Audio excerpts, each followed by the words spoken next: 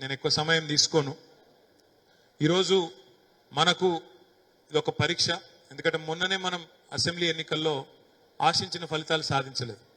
అనుకోకుండా మనకు గవర్నమెంట్ మనం ఊహించకుండా గవర్నమెంట్ పోయింది. మనం అనుకోని ఫలితాలు వచ్చినాయి. మిమ్మల్ని దయచేసి నేను కోరేది ఏంటంటే తప్పకుండా మరి పార్లమెంట్ ఎన్నికల్లో మొన్న జరిగిన ఫలితానికి మొన్న వచ్చిన ఫలితాలకు సమాధానం చెప్పే ఒక అవకాశం, చక్కగా గట్టిగా పనిచేసి మళ్ళొక్కసారి ప్రజల మన్నన ప్రేమ పొందే అవకాశం మనకు వచ్చింది. నాకంటే బాగా మీకే తెలుసు, వాళ్ళ రైతులు బాధపడతాను. రైతు బంధు పడలేదు, ఇంకా పడ్డదా? 3 ఎకరాల దాకా పడ్డట్టున్నది, అంతకంటనైతే రాలేదు. ఇస్తాడో లేదో కూడా తెలియదు. కేసీఆర్ గారు ఉన్నప్పుడేమో వారం రోజుల లోపలనే బ్రహ్మాండంగా మంచిగా 7,600 కోట్ల రూపాయలు ఫోన్లు టింగు టింగు టింగు అనుకుంటుంటే జబర్దస్త్గా వస్తుండే. ఆ రోజు రైతు బంధు గోసలేదు, ఎరువులకు గోసలేదు, యూరియా గోసలేదు, కరెంటు సమస్య లేదు, నీళ్ల బాధ లేదు. ఏ బాధ లేకుండా మంచిగా పంట పండించుకోవాలి. పండించుకున్న తర్వాత ఊరూరికి కొనుగోలు కేంద్రాలు పెట్టి ప్రభుత్వమే కొంటది. టైంకు టంచన్గా అకౌంట్లు వచ్చి పైసలు పడతాయి. ఇది ఆనాటి పరిస్థితి. ఈరోజు ఆ పరిస్థితి ఉందా అంటే లేదు, మీకు కనబడతా ఉంది. 2 లక్షల లోన్లు మాఫీ అన్నాడు రేవంత్ రెడ్డి. ఏమన్నాడు అన్నాడు?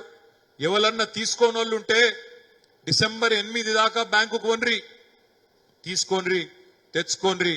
నేను 9 డిసెంబర్ నాడు వస్తున్నా, నేనే సంతకం పెడతా అని మాట్లాడిండు. డిసెంబర్ 9 పోయింది, జనవరి 9 పోయింది, ఫిబ్రవరి 9 పోయింది. ఇవాళ ఏం తారీఖు? మార్చి 9. 4వ నెల పడ్డం. మరి 4వ నెల పడ్డం కనన్నా రేవంత్ రెడ్డి గారికి యాద్ చేయొద్దా? ఏమాయనా నువ్వు నీ మాట తెల్లారే పెడతా అంటే సంతకము ఏమాయే అని గుర్తు చేయొద్దా? చెయ్యాలి. 500 బోనస్ ఇస్తా అన్నాడు. ఒక సీజన్ తప్పించుకున్నాడు. నేను ఇప్పుడు ముఖ్యమంత్రి అయ్యే వరకే పంట కోతలు చాలా అయినాయి, ఇప్పటికిప్పుడు ఇయ్యా అన్నాడు. రైతు బంధు కూడా ఇప్పటికిప్పుడు ఇయ్యా, పాత రైతు బందే ఇస్తా అని ఆనాడు చెప్పిండు. మరి ఈరోజు పాత రైతు బందే ఇస్తున్నాడు. మరి కింటాలకు 500 బోనస్. ఇదొక్కటి జాగ్రత్తగా వినండి. ఎప్పుడు చాలా అయితే ఎల్లారెడ్డిపేటల కోతలు చాలా అయినాయా? ఏప్రిల్లో చాలా అవుతాయి. ఏప్రిల్లో స్టార్ట్ అవుతాయా? మరి ఇవాళ మనం ఎల్లారెడ్డిపేట వేదికగా ఈ రాష్ట్ర ప్రభుత్వాన్ని మనం డిమాండ్ చేయాలి. ఎందుకంటే ముఖ్యమంత్రి గారే చెప్పిండ్రు ఆనాడు పిసిసి అధ్యక్షుడిగా 500 బోనస్ ఇస్తా కింటాల్ కన్నాడు. మరి ఇక మళ్ళా ఎలక్షన్ కోడ్ అని తప్పించుకోకుండా ముఖ్యమంత్రి గారు రేవంత్ రెడ్డి గారు మరి 2-3 రోజులు 4-5 రోజులలోనే వచ్చే వారమే వస్తుంది ఎలక్షన్ కోడ్ అంటాను. ఎలక్షన్ కోడ్ వచ్చినాక ఏమంటాడు హుషారుగాడు? అయ్యో కోడ్ వచ్చింది నేనేం చేస్తా అంటాడు. కోతలు చాలా అయినాయి కానీ కోడ్ వచ్చింది నేనేం చేస్తా అంటాడు. అందుకే రేవంత్ రెడ్డి, నీకు నీ ప్రభుత్వానికి కాంగ్రెస్ పార్టీకి రైతుల మీద ప్రేమ ఉంటే, ఇప్పటికే కరువు పరిస్థితులు ఉన్నాయి, ఇప్పటికే పంటలు ఎండిపోతున్నాయి. ఆ మిగిలిన పంటనన్నా కోసుకున్నప్పుడు ఆ వచ్చిన వడ్లకు కింటాల్కు చెప్పినట్టు 500 బోనస్ ఇవ్వాలని చెప్పి ఎల్లారెడ్డిపేట వేదికగా మా పార్టీ తరఫున మేము డిమాండ్ చేస్తా ఉన్నాం. 500 కింటాలు, 500 బోనస్ ఏదైతుందో కింటాలకు మాటలతో రాదు. ఎలక్షన్ కోడ్ రాకముందే గవర్నమెంట్ ఆర్డర్ గవర్నమెంట్ ఆర్డర్ కింద తీసినాం అనుకో, అప్పుడు కోడ్ వచ్చినా కోతలు స్టార్ట్ కాగానే ఇచ్చేందుకు అవకాశం ఉంటది. తప్పించుకోకు, ప్రజలను మభ్యపెట్టకు, రైతులను మోసం చేయకు. చిత్తశుద్ధి ఉంటే వెంటనే జీవో ఎలక్షన్ కోడ్ 13-14 వస్తుందంటారు. ఈ లోపలనే రేపు ఎల్లుండో తీసి నీ చిత్తశుద్ధి చాటుకోవాలని చెప్పి కూడా రేవంత్ రెడ్డి గారిని నేను డిమాండ్ చేస్తా ఉన్నా. అది మాత్రమే కాదు, ఇవాళ నిజంగా కూడా బాధాకరమైన పరిస్థితి. రైతులు మాత్రమే కాదు, రాష్ట్రంలో నేను మొన్న కరీంనగర్ పోతే కరీంనగర్ లో ఆ మున్సిపల్ మేయర్ గారు చెప్తున్నారు, అన్నా మన ప్రభుత్వం ఉన్నప్పుడు రోజు మంచి నీళ్లు ఇచ్చినాం కరీంనగర్ పట్టణంలో, కానీ ఈ రోజు నీళ్లు లేవంటుండ్రు ఎల్ఎండిలా, కాబట్టి 2 రోజులకు 3 రోజులకు ఒకసారి నీళ్లు ఇచ్చే పరిస్థితి వస్తుందన్నా అని చెప్తున్నారు. ఓ దిక్కేమో రైతులకు కష్టం ఉన్నది, పంటలకు నీళ్లు లేవు, పొలాలకు నీళ్లు వస్తలేవు.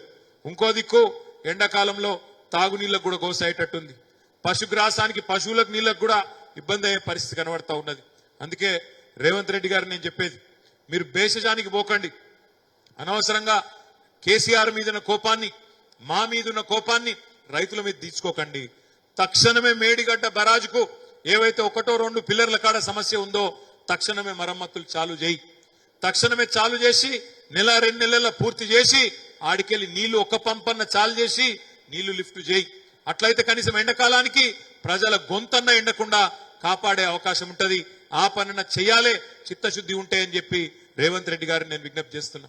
ఒకవైపు ఏమో కాంగ్రెస్ పార్టీ ఇట్లా ఉన్నది, ఇచ్చిన హామీలు నిలబెట్టుకునే పరిస్థితి లేదు. కళ్యాణ లక్ష్మికి కేసీఆర్ 1,00,000 ఇస్తాడు, నేను తులం బంగారం ఇస్తా అన్నాడు. మరి 100 రోజులు అయితే దగ్గరగా ఇంకో మార్చి 17 తారీఖు ఇంకొక వారం అయితే 100 రోజులు నిండుతుంది. మరి ఎక్కడన్నా ఒక్క దగ్గర తులం బంగారం ఇచ్చిండా? ఎక్కడన్నా పాత కళ్యాణ లక్ష్మి చెక్కులు ఇస్తాను తప్ప తులం బంగారం లేదు, దాన్ని ముచ్చట్లేదు. ఆడబిడ్డలు 1,67,00,000 మంది ఉన్నారు రాష్ట్రంలో, 18 ఏళ్లు నిండిన ఆడబిడ్డలు. వాళ్ళందరూ ఎదురు చూస్తాండ్రు ఎప్పుడు చాలైతుంది 2,500 రూపాయల మహాలక్ష్మి పథకం అని. దాని ముచ్చట లేదు. ముసలోళ్ళు ఎదురు చూస్తాండ్రు, పెన్షన్ డబుల్ అవుతుందంటే ఆశపడ్డారు, 2,000 4,000 అవుతుందంటే ఆశపడ్డారు. కేసీఆర్ అయితే తాతకి ఇస్తాడు లేదా అవ్వకి ఇస్తాడు, నేను ఇద్దరికి ఇస్తా, ఒకరికే ఎట్లిస్తా, ఇద్దరికి ఇస్తా తాత అవ్వకన్నాడు. ఇద్దరు ఎదురు చూస్తాను ముసలోళ్ళు. ఇవన్నీ యాద్ చేయాలి మనం. తప్పకుండా 100 రోజులు చూద్దాం మనం కూడా ఓపికగా. ఇంకో వారం రోజులు ఉన్నది. 100 రోజులు చూద్దాం. 100 రోజుల తర్వాత కాంగ్రెస్ పార్టీకి బొందదవే పని కూడా మనమే చేయాలి అనే మాట కూడా నేను మీకు విజ్ఞప్తి చేస్తా ఉన్నా. ఇడిసి పెట్టొద్దు, తప్పించుకుంటామంటే ఇడిసి పెట్టొద్దు. పార్లమెంట్ లోనే బొంద పెడదాం, పార్లమెంట్ లోనే బొంద అవుదాం. ఎందుకంటే కరీంనగర్ మొదటి నుంచి ఉద్యమానికి పెద్ద దిక్కుగా ఉన్న గడ్డ.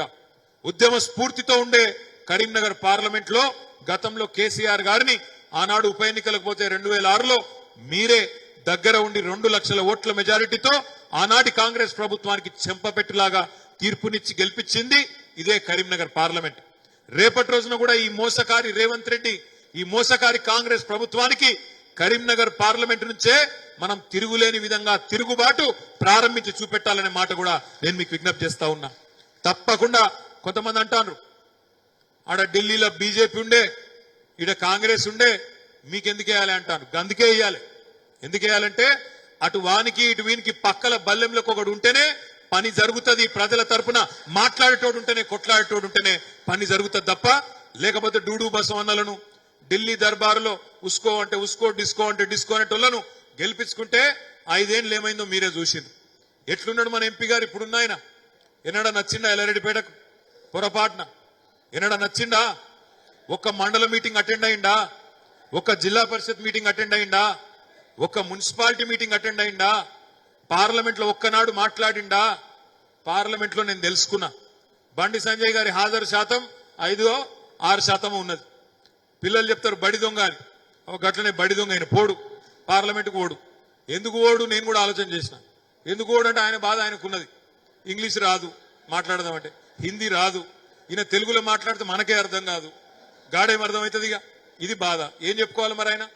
ఏం చెప్పాలి? ఏ భాషలో చెప్పాలి కరీంనగర్ గురించి? గట్టిగా అన్నావు అనుకో, ఏమయ్యా బండి సంజయ్ కరీంనగర్కి ఏం చేసినావు నువ్వు, ఒక మాట చెప్పు అంటే కోపానికి వస్తాడు. అగో హిందువేనా, అసలు హిందువేనా, దేవుని నమ్ముతావా లేదా, నువ్వు నిన్ను ఎందుకు గెలిపించిర్రు, నువ్వేం చెప్తున్నావు? ఏమంటాడు? నువ్వు ఆయన ఫేమస్ డైలాగ్ నేను చూసిన ఒకటి. ఏమంటాడు ఆయన? అన్నా ఇవాళేం వారం అన్నా, ఇవాళేం దేవుడు అన్నా, రేపేం వారం అన్నా, రేపేం దేవుడు అన్నా, ఎల్లుండేం వారం అన్నా, ఎల్లుండేం దేవుడు అన్నా. అరే గది చెప్తాను నువ్వెందుకు అయ్యా? క్యాలెండర్ కొనుక్కుంటే అయిపోయి పంతులు నడితే ఆయన చెప్తాడు రేపు అమాస, ఎల్లుండి ఇంకోటి, అవతల ఎల్లుండి ఇంకోటి. దానికి నువ్వెందుకు? ఎందుకు ఆ ఎంపీ ఉండేది? మాట్లాడడం గట్టిగా అన్నావు అనుకో, ఏం చేసినావా బండి సంజయ్ నువ్వు 5 ఏళ్ళు అంటే ఏమంటాడు? అరే నేను దేశం కోసం ధర్మం కోసం పనిచేస్తోని నన్ను అంటావా అంటాడు. నువ్వు నిజంగానే దేశం కోసం ధర్మం కోసం పనిచేస్తోను అయితే గిడ మన వెంకటాపురం పక్కన ఒక ఆయన ఆశ్రమం కట్టుకున్నాడు పంతులు, హోమోజయ అనేది ఉందనే పేరు. నువ్వు కూడా ఒకటి పెట్టుకో, మఠం నేను కూడా నాపిండా? నిజంగా ధర్మం కోసం పనిచేసేది ఉంటే గా పని చేయి. అరే నువ్వు గసంటూ నీకు ఎంపీ పదవి ఎందుకే నాకు అర్థం కాదు. ఎంపీ పదవి ఎందుకు, ఆడ ఓకపోవడం ఎందుకు, మాట్లాడకపోవడం ఎందుకు? అందుకే నేను అంటున్నా, ఇలా కరీంనగర్ పార్లమెంట్ లో బీఆర్ఎస్ కార్యకర్తలు మనం ప్రతి ఒక్కరికి యాద్ చేయాలి, ఒక ప్రశ్న అడగాలి. మీకు దేశం కోసం ధర్మం కోసం అని చెప్పుకుంటా గాలి తిరిగేటోడు కావాలన్నా, కరీంనగర్ ప్రజల కోసం కొట్లాడేటోడు కావాలన్నా అనే మాట ఖచ్చితంగా అడగాలి. ఇవాళ ఏం చేసిండు 5 ఏళ్లలో అంటే చెప్పేందుకు ఆయన దగ్గర ఏం లేదు. ఏ వర్గానికి ఏం చేసినావు? సిరిసిల్లలో ఉండే నేతన్నల కోసం ఒక మెగా పవర్ లూమ్ క్లస్టర్ తెచ్చినవా? మా సిరిసిల్లలో ఉండే రైతన్నల కోసం కాళేశ్వరం ప్రాజెక్టు జాతీయ హోదా తెచ్చినవా? ఒక గుడి కట్టినవా? ఒక బడి కట్టినవా? ఒక హాస్పిటల్ కట్టినవా? ఒక పరిశ్రమ తెచ్చినవా? ఏం తెచ్చినావు నాయన నువ్వు? మాట్లాడితే పెద్ద పెద్ద మాటలు మాట్లాడితే కేసీఆర్ని తిట్టుడు, కేసీఆర్ని తిట్టినోడల్లా పెద్ద లీడర్ అయిండు, నేను కూడా అవుతా అనేది ఈయన షోక్. అది తప్ప ఇంకోటి ఏం లేదు. ఏం చేసినావు అంటే చెప్పడు. ఏం చేసినావు చర్చకు రా అని అడిగినాం. మొన్న అడుగుతాడు ఆయన, కేసీఆర్ రావాలి అంటాడు చర్చకు. కేసీఆర్ ఎందుకు? 10 ఏళ్ళు మోడీ ప్రధానమంత్రిగా ఉన్నాడు. 2014 నుంచి 2024 వరకు మోడీ ప్రధానమంత్రి. మోడీ 10 ఏళ్ళు ప్రధానమంత్రి ఉంటే మొదటి 5 ఏళ్ళు కరీంనగర్ ఎంపీ వినోద్ కుమార్, తర్వాత 5 మా తతిమ 5 ఏళ్ళు బండి సంజయ్. మొదటి 5 ఏళ్ళు వినోద్ అన్న, తర్వాత బండి సంజయ్. మరి ఎవరి మధ్యన జరగాలి బయస్సు? ఎవరు ఎంపీ మనకు మంచోడనేది? బండి సంజయ్కి వినోద్ కుమార్ మధ్యన ఎల్లారెడ్డిపేటలో నేనే బుక్ చేస్తా ఈ హాలు ఆగన్నకు చెప్పి, ఇక్కడనే పెడదాం, బండి సంజయ్ని రమ్మందాం. వినోద్ అన్న ఒక దిక్కు, బండి సంజయ్ ఒక దిక్కు, మాట్లాడు. 5 ఏళ్ళు నేనేం చేసిన ఎంపీగా వినోద్ అన్న చెప్తాడు, 5 ఏళ్ళు నువ్వేం చేసినావో నువ్వు కూడా చెప్పు. ఎల్లారెడ్డిపేటలో సిరిసిల్లలో ఓట్లు అడుగు. దమ్ముంటే డే టు టైం నువ్వే డిసైడ్ చేయి. డే టు టైం నీ చాయిస్. ఎల్లారెడ్డిపేటకి రా, మా వాళ్ళందరిని పిలుస్తాం, నువ్వు మీ వాళ్ళని పిలుచుకో, నువ్వేం చేసినావో చెప్పు, మేమేం చేసినావో చెప్తాం, దాని మీకెళ్ళి ఓటు అడుగుదాం. దమ్ముందా ఆయనకు? లేదు. ఎందుకంటే ఆయన చేసింది ఏంది? ఏం లేదు. ఈర్నపల్లి పోయిన నేను, ఈర్నపల్లిలో బ్రహ్మాండంగా 5 కోట్ల రూపాయలతోని మనం హై స్కూల్ కట్టినాం. యువతలో చూస్తే రైతు వేదిక కనబడుతుంది, అటుపక్కకు చూస్తే పనులు అవుతున్నాయి, మన రోడ్డు వైడనింగ్ అవుతుంది, రోడ్డు పని చేసినాం. మరి బండి సంజయ్ ఏం చేసిండు ఆయన అడిగిన నేను. 1,00,000 రూపాయలు ఐ మాస్క్ లైట్ పెట్టిండట. 1,00,000 రూపాయలు మన సర్పంచులు కూడా పెడతారు కదా, పెద్ద ముచ్చట్న 1,00,000 రూపాయలు ఐ మాస్క్. దానికి గొప్ప, ఇక మళ్ళీ దానికి పోవాలి, చాలు చేయాలి. 4 ఉన్నారు బీజేపీ ఎంపీలు రాష్ట్రంలో, తప్పిదారి గెలిచింది 4. అందులో ఒక ఆయన కేంద్ర మంత్రి కిషన్ రెడ్డి. ఏం చేసినవా కిషన్ రెడ్డి అంటే, హైదరాబాద్లో నేను అప్పుడు మున్సిపల్ మంత్రి ఉంటే హైదరాబాద్కు వరదలు వచ్చినాయి. కిషన్ అన్న జరా మోడీ గారు గుజరాత్కు పోయి 1000 కోట్లు ఇచ్చిండు, మనకు 500 కోట్లని ఇప్పి అని అడిగిన. సున్నా రాదు. ఏమి కరోనా వచ్చింది అన్న, కొద్దిగా కేంద్ర ప్రభుత్వానికి చెప్పి సాయం చెప్పి అడిగిన. ఏం చేసిండు తెలుసా కిషన్ రెడ్డి గారు? కరోనాలో కుర్కురే ప్యాకెట్లు వంచిండు. కుర్కురే ఉంటుంది చూడు, పిల్లగాళ్ళు తినేది, కుర్కురే ప్యాకెట్లు వంచిండు కిషన్ రెడ్డి గారు. ఆ మధ్యన ఓ రోజు మనం కాళేశ్వరం ప్రాజెక్టు ప్రపంచంలోనే అతిపెద్ద లిఫ్ట్ ఇరిగేషన్ ప్రాజెక్ట్, నీళ్లను ఆ ప్రపంచంలోనే గంత పెద్ద ఎత్తుకు గంత దూరంకి వెళ్ళి తెచ్చే project, biggest lift irrigation project ప్రపంచంలో. కేసీఆర్ చాలు చేసిండు. కిషన్ అన్నకు కూడా అరే నేను కూడా ఒక లిఫ్ట్ చాలు చేయాలి కదా అని చెప్పి ఆయన కూడా ఆలోచన చేసిండు. చేసి ఆయనతో సీతాఫల్ మండి రైల్వే స్టేషన్ మేనేజర్కి ఫోన్ చేసిండు, మీ దగ్గర ఏమైనా ఉన్నదా అని. అవును సార్, మా దగ్గర 2 లిఫ్టులునే, నువ్వు చాలు చేయంటే ఆడ పోయి 2 లిఫ్టులు జాతికి అంకితం చేసి వచ్చిండు. ఇది రైల్వే స్టేషన్లో గర్సన్ రోడ్ కిషన్ రెడ్డి. నిన్నగాక మొన్న పోయి సింటెక్స్ ట్యాంకులు ఓపెన్ చేస్తాడు హైదరాబాద్లో కేంద్ర మంత్రి. ఏం చెప్పాలా మీకు? సిగ్గుపోతుంది చెప్పుకుంటే సిగ్గుపోతుంది, చెప్పుకోకపోతే మానం పోతుంది.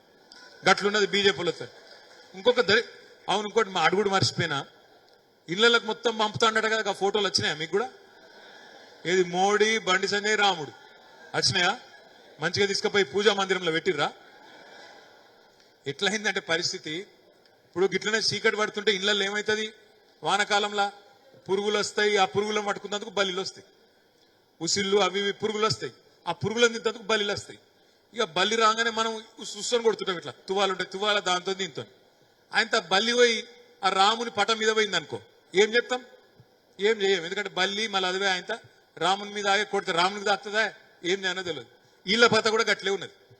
రాముని ఫోటో పెట్టాలి, బండి సంజయ్ ఫోటో పెట్టాలి, తీసుకొచ్చి మన చేతిలో పెట్టాలి. ఎందుకు గట్టిగా ఏమన్నందాం? బండి సంజయ్ నువ్వేం చేసినావు అంటే, ఇగో చూడు దేవుని పటం మీద బల్లి లెక్కనే ఉన్నది. ఈయన కథ కూడా ఇయ్యాలి అత్సంగా. శివలింగం మీద తేలుది వచ్చినట్టు, ఆ దేవుడి పటం మీద బల్లి ఎక్కినట్టు ఇగో బీజేపీ ఎంపీల పత కూడా గట్లే ఉన్నది. దేవుని పేరు చెప్పాలి, ఓట్లు దొబ్బాలి. ఇసొంటోళ్ళ గురించి వెనకటికి సినిమా కవి ఒక ఆయన పాట రాసిండు, రామునాము చెప్పునా పరాయమాలు అప్పునా అని. ఒక గట్లే ఉన్నది ఇలా కథ. రాముని పేరు చెప్పాలి, ఓట్లు దొబ్బాలి, అవతల వాడాలి, మళ్ళా 5 ఏళ్ళు పత్తా లేకుండా తిరగాలి. గాలి తిరుగుడు, గాలి మాటలు, కేసీఆర్ని తిట్టాలి, వీని తిట్టాలి, వాని తిట్టాలి. ప్రజలకు మాత్రం మళ్ళీ కళ్ళ పడేది లేదు, పని చేసేది లేదు. దయచేసి నేను మిమ్మల్ని వేడుకునేది, కోరేది, మనం అసెంబ్లీ ఎన్నికలప్పుడు కొద్దిగా ఎంతో కొంత ఆనాడు చేయాల్సినంత స్థాయిలో మనం కష్టం చేయలే. గెలుతాం ఏమైతే కొద్దిగా ఎక్కడోళ్ళు అక్కడ, ఏ ఊరో లావులు. మా సీను బాగా తలుపుతాడు, రాజన్నపేట నవిలకొండ సీను బాగా తలుపుతాడు. నిజమేనా తమ్ముడు? పూర్తిగా చేయలేదు, ఏదో కొద్దిగా అట్లు ఇటు అటు గెలుతాం అని అధికం ధీమాలో పోయినాం. అందుకే మన మెజారిటీ ఏమైంది? మా చిన్న కూడా తలుపుతాడు. 89,000 నుంచి 29,000కి వచ్చినాం. అంటే 60,000 మన మెజారిటీ తగ్గింది. ఎందుకు తగ్గింది అని నా ఆలోచన చేసిన నేను కూడా అందరిని అడిగిన. అందులో ఒకటేం చెప్పారంటే, అన్నా నువ్వు అభివృద్ధి మా చేసినావు కానీ జర మాకు ఎక్కువ కలవాలి, ఎక్కువ తిరగాలి, మాతో ఉండాలి, సిరిసిల్లలో కూడా శుభకార్యాలకు రావాలి, టెంపుల్లకు రావాలి, అన్నిటికి రావాలి, మా పిల్లగాళ్ళేమో మాతో సెల్ఫీలు దిగాలి అన్నీ చెప్పాను. నేను అందుకే ఆ రోజు మాట ఇచ్చిన, తప్పకుండా మళ్ళొకసారి చెప్తున్నా, ఈ రాబోయే 5 ఏళ్ళు మిమ్మల్ని సతాయించి మీరు పిలిచిన దానికంటే ఎక్కువ వస్తా, తప్పకుండా మీ మధ్యనే ఉంటా అనే మాట మళ్ళీ మీకు ఇస్తా ఉన్నా. ఈ ఎలక్షన్లో కూడా మండల మీటింగులు కాదు, ఊరు బై ఊరు మీటింగ్ పెడతా. ఊరు బై ఊరు మీతో కూర్చుంటే నేను కూడా ఇడిచిపెట్టా. ఇక ప్రతి గ్రామానికి ఒక 10 మంది 15 మందిని నేనే కూర్చుంటా మీతోని. ఊళ్ళో ఏమైంది, ఇంకేం చేయాలి, మొన్న ఎలక్షన్లు ఏమైంది, ఎందుకు మనం అనుకున్న ఫలితాలు రాలేదు, ఎల్లారెడ్డిపేట మండలంలోని ప్రతి గ్రామ నాయకులతో నేనే కూర్చుంటా. ఆగన్నకో కృష్ణారాయణకో ఇడిచిపెట్టా, నేనే బాధ్యత తీసుకుంటా అనే మాట కూడా నేను మీకు విజ్ఞప్తి చేస్తా ఉన్నా. మూడో మాట మా కృష్ణారాయణ అన్నాడు, 10 ఏళ్ళు నిజంగానే కాంగ్రెస్ వాడు రాగానే వాడు చెప్పినట్టు పోలీసు ఓడినవట్టే, వాడు చెప్పినట్టు రెవెన్యూ ఓడినవట్టే, మా వాళ్ళకు నువ్వు అట్లా చేయలేదు అన్నాడు. మనమేమనుకున్నామంటే అందరు మనోళ్ళే కదా అనుకున్నాం. కానీ కొంతమంది లంగలు వెళ్ళిరు, నువ్వు అన్నది కరెక్ట్. ఇలా మనతో పని చేసుకున్నారు, అవతల పడ్డారు. ఇలా అర్థమైంది, మాకు కూడా జ్ఞానోదయం జరిగింది. భవిష్యత్తులో ఆ తప్పు కాకుండా చూసుకుంటా, మీ మీదికెళ్ళే నడిపిస్తా అనే మాట కూడా తప్పకుండా నేను మీకు మాట ఇస్తా ఉన్నా. చివరిగా నేను మీకు ఇచ్చే మాట ఏంటంటే, మీ కష్టంలో సుఖంలో నేను ఉండాలి. ఎందుకంటే మీరు నన్ను ఒక్కసారి కాదు, కడుపులో పెట్టుకొని 5 సార్లు గెలిపించాను, 5 సార్లు ఎమ్మెల్యే గెలిపించాను. నేను మీ అందరికి ఇచ్చే మాట ఏంటంటే, వినోదన్ ఎలక్షన్తో కథ అయిపోదు. వినోదన్ ఎలక్షన్తో కథ అయిపోదు, ఆడికెళ్ళి షురు అవుతుంది. ఎందుకంటే తెల్లారి నుంచే పంచాయతీ ఎలక్షన్లు ఉన్నాయి, ఎంపీటీసీ ఎలక్షన్లు ఉన్నాయి, జెడ్పీటీసీ ఎలక్షన్లు ఉన్నాయి, తర్వాత కౌన్సిలర్ ఎలక్షన్లు, సొసైటీ ఎలక్షన్లు కూడా ఈ సంవత్సరమే ఉన్నాయి. నేను మీకు వాగ్దానం చేస్తున్నా, తప్పకుండా అన్ని రకాల సహాయం చేస్తూ కాలికి బలపం కట్టుకొని మిమ్మల్ని గెలిపించేందుకు నేనే తిరుగుతా, నమ్మకం ఉంచండి. మీరిప్పుడు పార్టీ కోసం మీరు కష్టపడండి, మీకోసం నేను మిమ్మల్ని గెలిపించే బాధ్యత నేను తీసుకుంటా. నేను ఎవ్వరికి ఆ బాధ్యత వదిలిపెట్టా, నేనే తీసుకుంటా. మీ ఎమ్మెల్యేగా, మీ అన్నగా, మీ తమ్ముడుగా అనే మాట కూడా నేను మీకు విజ్ఞప్తి చేస్తా ఉన్నా. దయచేసి నేను మిమ్మల్ని కోరేది ఒకటే, గతః జరిగింది. ఈడికెళ్ళి మనం ఇప్పుడు ప్రతిపక్షంలో ఉన్నాం, గల్లవట్టి అడగాలే పార్టీని, ప్రభుత్వంలో ఉన్న పార్టీని అడిగి తీరాలి. ఏమిచ్చినావు మాటలు ప్రజలకు, 100 రోజులు నింపుతా అన్నావు, 100 రోజుల్లో 6 గ్యారంటీలు అన్నావు, ఏమాయే? 100 రోజుల తర్వాత నీ 420 హామీల సంగతి ఏంది? గల్లవట్టి అడగాలి. ఈ హామీలను అమలు చేసేదాకా వెంటాడి వేటాడైనా సరే ప్రజల్లో, ప్రజాక్షేత్రంలో వాళ్ళని ఎండగట్టాలి. ఆ క్రమంలో మనందరం కూడా గట్టిగా కలిసికట్టుగా పనిచేసేది ఉంటది. అన్ని రకాలుగా మీకు కష్టంలో సుఖంలో నేనుంటా. తప్పకుండా ఎల్లారెడ్డిపేట మండలంలో మనం మీరు 5,000 మెజారిటీ ఏదైతే ఇచ్చిండ్రో, ఈసారి దానికంటే ఒక 1,000-2,000 ఎక్కువనే రావాలి తప్ప తగ్గకుండా చూసుకోవాల్సిన బాధ్యత కూడా మన మీదనే ఉన్నది. అక్క ఒక మంచి మాట అన్నది, ఏ ఊరోళ్ళు ఆ ఊరు, ఏ బూత్ కా బూత్, ఏ ఊరి కా ఊరు మనం గట్టిగా తీర్మానం చేసుకుంటే, గట్టిగా నిలబడితే, గట్టిగా అనుకుంటే, నా ఊళ్ళో నేను మెజారిటీ ఇస్తా, నా బూత్ లో నేను మెజారిటీ ఇస్తా అని మీరు అనుకుంటే బరాబర్ పని అవుతుంది, అనుకున్న ఫలితం వస్తుంది. ఈ విషయంలో అనుమానాలు వద్దు. దయచేసి మళ్ళొక్కసారి నేను మీకు విజ్ఞప్తి చేస్తా ఉన్నా, ఎక్కడ పోయిన దాన్ని అక్కడనే ఎత్తుక్కోవాలి. మనకు ప్రభుత్వం తెలంగాణలోనే పోయింది, ఇక్కడనే ఇలా కేసీఆర్ పోయిందనే బాధ ప్రజల్లో ఉంది. అందుకే ఆ ప్రజలకే చెప్పాలి, మొన్న మోసం జరిగింది, ఈసారి మోసం జరగకుండా చూసుకోవాలి. మళ్ళా మీరే కేసీఆర్ గారికి ఓటేసి తప్పకుండా మళ్ళొక్కసారి ఆ కేసీఆర్ గారి దళాన్ని, కేసీఆర్ గారి గలాన్ని పార్లమెంటులో కేసీఆర్ గారి యొక్క బృందాన్ని పంపాలే. ఈ గులాబీ జెండా వేసుకున్న నాయకులే మనకెన్నటికైనా శ్రీరామ రక్ష అనే మాటను కూడా ప్రజలకు చెప్పాలని చెప్పి కూడా మీకు విజ్ఞప్తి చేస్తూ, ఇంత లేట్ అయినా ఇంత ఓపికగా ఉన్న మీ అందరికీ మళ్ళొక్కసారి హృదయపూర్వకంగా ధన్యవాదాలు, నమస్కారాలు తెలియజేసుకుంటూ, జై తెలంగాణ.